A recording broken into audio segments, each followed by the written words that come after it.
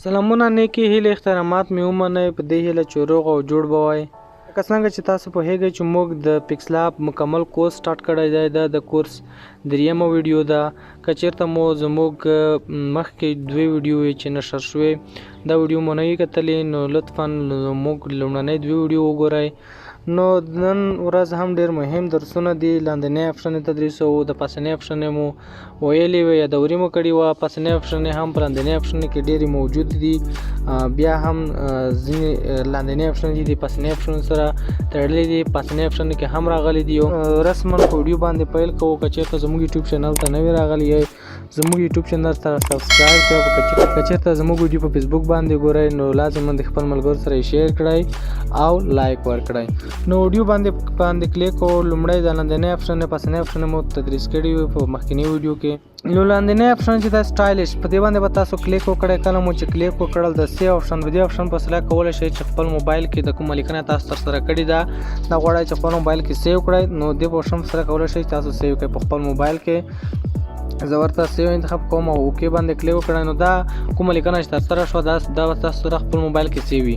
او دا اپشن او پاسنی تاسو اپشن چې وینئ دې اپشن مو تاسو کلیک وکړئ سیو از ایمیج.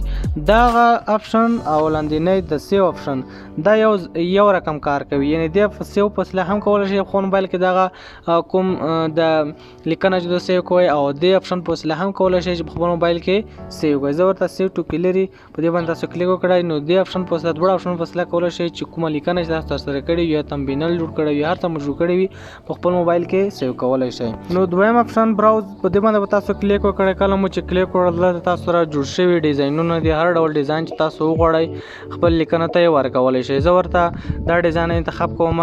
کله مو انتخاب کړو تاسو ولیدل چې زما لیکنه ته ډیزاین ورغی. یا هم نور ډیزاین ورته انتخاب کوم یا هم نور ډیزاین ورته انتخاب کوم. هر ډول لیکنه تاسو چې وغواړئ دلته جوړ شوي ډیزاینونه دي تاسو ورته ډیزاینونه انتخاب کولی شئ. مای سټایلز هغه سټایل چې تاسو مخکې خپل کوم تغیرات پکې راوستلي وي هم دلته راوستلی شئ. زه غواړم چې خپل لومړني حالت یې راولم نو په دې باندې به تاسو کلیک وکړئ.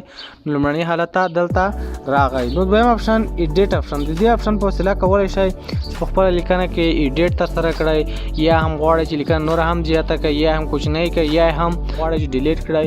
د دې اپشن په وسیله هم ډیلیټ کولی شئ. او پاسنۍ برخه کې تاسو وینئ په دې ډیلیټ یعنې د بلټۍ ته ورته شکل دې باندې به تاسو کلیک وکړئ. غواړئ چې د لیکنه ډیلیټ کړئ. زه ورته اوکې انتخاب کوم نو لیکنه ډیلیټ شو. لرم چې دغه هم زر وایو ځکه چې ویډیو ډېره اوږده نشي. نو کاپي اپشن دې په وسیله کولی شئ چې کومه تاسو لیکنه ترسره کړې وي د دې څخه کاپي واخلئ. نو کاپي باندې به تاسو کلیک وکړئ. نو تاسو ولیدل چې دلته کاپي واخیستل شوه.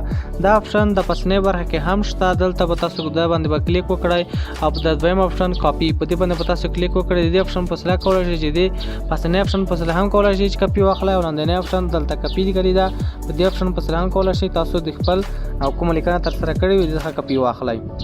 نو که چېرته مو ویډیو خوښه شوې وي او غواړئ چې یو ټول د ډیزاین کوم پروګرام چې دی د پیکسلاب دا ټول زده کړئ نو د تاسو څخه په درنښت هیله کېږي چې زموږ ویډیو تعقیب کړئ او یو ښه ډیزاینر شئ. مننه.